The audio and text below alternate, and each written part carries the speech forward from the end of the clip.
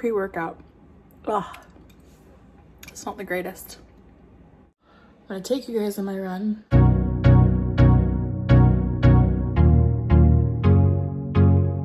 I have no idea what kind of fruit that is, but it's so cool. Hey guys, welcome back to my channel. If you are new here, my name is Rachel. I am on a weight loss journey to lose 200 pounds and I'm currently down 51.5. I thought it would be a great idea to do a video sharing tips that I've learned along the way that might help you, whether you're losing 20 pounds or trying to lose 200 pounds. Things that I've learned that I also apply every single day. I post almost every single day on TikTok, and the number one question that I get whenever I post a video about success, any milestone that I've gotten, is always how. I'm struggling, what are you doing? Give me some tips, how are you losing the weight? So I wanted to make a video with my top 9-10 tips that I think would be useful for anybody who's just starting out on a weight loss journey, or you've already started but maybe you're stuck.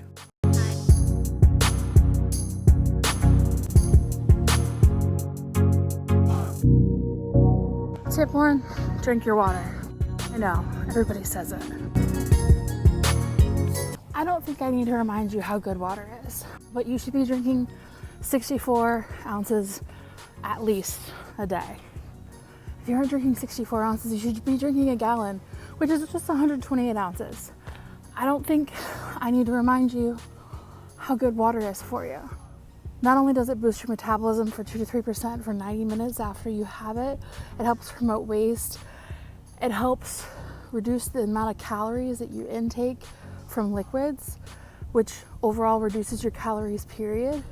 And it just helps you feel better, makes your skin brighter, but it helps you lose weight. You need water to burn fat. So you need to be drinking more water to lose weight. And that, my friends, is when she saw someone staring at her while she was talking to her phone the entire time. When it comes to drinking more water, things that have helped me: adding a timer to your phone every 3 hours or so, that's all you need. And just a reminder that says, drink water. Because that has reminded me so many times. I can't tell you how many days I get this little reminder pop up on my phone, a notification, drink water, and I go drink another 24 ounces. That helps set me up for success. Also, I really enjoy using a straw. I drink water way faster when I use it, and it's a lot easier for me to consume using a straw. I have a thing of metal straws that sits next to my sink, and surprisingly, drinking out of a straw is quite a bit faster than just drinking out of my tumbler every day. So that's another thing that I've adopted personally that's helped me drink more water. Remember, I'm not a dietitian, I'm not a weight loss coach, I'm not a doctor. This is just coming from somebody who has lost weight. And I can tell you that planning your meals is something that helps me succeed.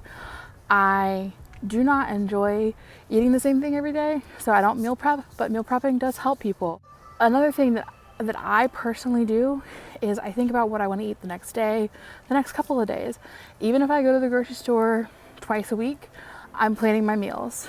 Being prepared makes it a lot easier for me to not eat the foods that I shouldn't be eating. Whether you're doing keto or whatever it is you're doing, it helps me remember that I have a protein bar in my bag instead of eating a donut out of the break room. So just little things like that help you succeed and set yourself up for success.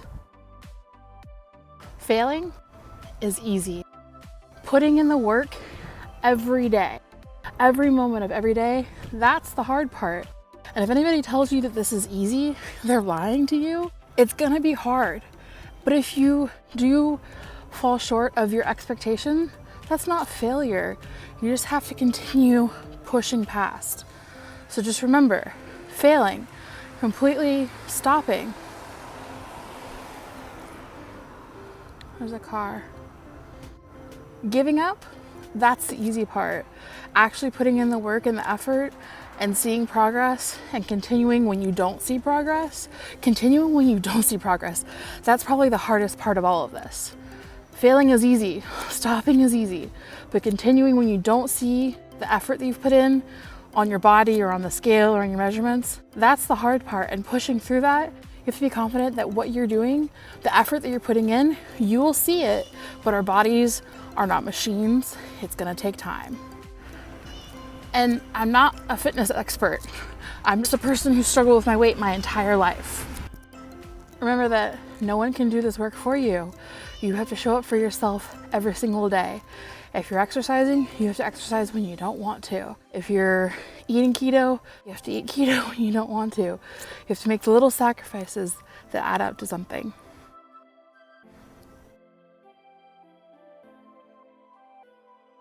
One of my favorite places to get keto food from. Their salads really aren't that bad, and double meat plus guac is a pretty good $10, $11 meal. Another tip I would say is whatever diet you choose, whether it's following a program like Weight Watchers or you're doing keto or intermittent fasting, you have to be in a calorie deficit. If you're not in a calorie deficit, if you are not burning more calories than you're intaking, you're not gonna lose weight. That's literally how the body works. And we all know that diet is more important than exercise, but if you have the ability to exercise even 10 minutes a day, even if it's snowing outside and all you can do is go put on the fitness commercial and do a few of his 3-minute workouts, because those things can be killer sometimes, then do that, because honestly, anything helps. And when you exercise, your metabolism, well, first off, when you exercise, you feel better. You've got serotonin production, dopamine production, and metabolism also spikes, and you burn more calories. So it's not the end all be all if you don't exercise, but the sooner you exercise, the faster you'll lose weight and the better you'll feel. Cheers. This next tip is twofold. First off, if you post about your weight loss online, you're gonna end up with either people you know or people you don't know messaging you about different products, weight loss products. Most of it's gonna be multi-level marketing crap, pyramid scam crap, things they're just trying to sell you. You don't need to buy any of that stuff. A lot of those people have been sucked into it and they're just trying to promote something that they don't even believe in. And furthermore, if you're doing keto, you're gonna run into people who are gonna tell you how bad it is for you. And there's a whole subreddit on that's like r/keto on Reddit with people who will support you, and plenty of people that are doing this same exact diet that you're doing. If you're not doing keto, great, but don't let those one or two negative Nancy's or the people that are saying, oh, I could never live without carbs, get to you. Because if you're doing something and it's working for you, then don't listen to them. Seriously.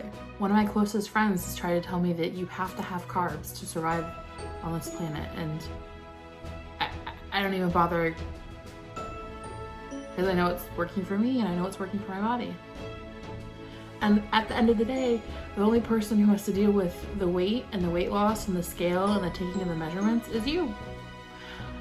Which leads to my next point. Don't just rely on the scale. And progress pictures are great, but do the thing that I didn't do, which I wish I had done. Get yourself a piece of, I don't know, a piece of rope, a piece of string, if you don't have some sort of measuring tape. Or go buy a measuring tape for like $4 at Walmart. Write your measurements down. I wish I had done that from the beginning, because when the scale stalls, I start looking at progress pictures, and I didn't take the best progress pictures at the beginning. I wish I had taken them like front and back and side and the other side and my face, and like in bright clothing, but like showing skin but not showing too much skin. So I have like an array of pictures that make me feel good because I can see the differences, but they're like not the perfect ones where you're like seeing it side by side and you're like, oh my God, they've lost so much weight. So take good progress pictures, and even if you've already started, you've lost 10 pounds, take them now anyways, and take your measurements, because those are things you're gonna rely on when you get down to the road where I am right now, and the scale isn't wanting to move as fast. When you're having bad days, those are some things that just, when I'm having a bad day, those are things that save me. Just being able to look at a picture and say, yeah, I looked like that in June, I looked like that in January, I looked like that in May, but I look like this now. And there's a fine line you have to walk between being perfect and making mistakes. If you have the meal that doesn't completely follow your diet plan, whether it's keto or whatever you were doing, and you feel like a failure, please remember that one meal, one cookie, one whatever is not failing. Falling off and not getting back on is what failure is. Having a bad 24 hours because you're stressed out, like I have been lately, is not failing. Hopping back on the horse the next day and doing all the right things is what success is. Failing is easy. Not doing the work is so easy. Every single day, putting the work in is what shows results. And I'm preaching to you because I'm preaching to myself. I'm looking at the camera, but I'm also looking at myself because I let the stress get to me and I slide, and I have really bad days just like everybody else. And that's probably why some of my recent weigh-ins haven't been as fantastic. But I'm human, and I'm 51 pounds lighter than I was 5 months ago. So I'm proud of where I'm at. I wish I was doing better, but I'm willing to accept the fact that you can't change the past and you can only move forward and do better tomorrow. Do better in the next 5 minutes. Like, I can't guilt myself for what I put in my mouth this morning. You know, you can't do the same. All you can do is look forward.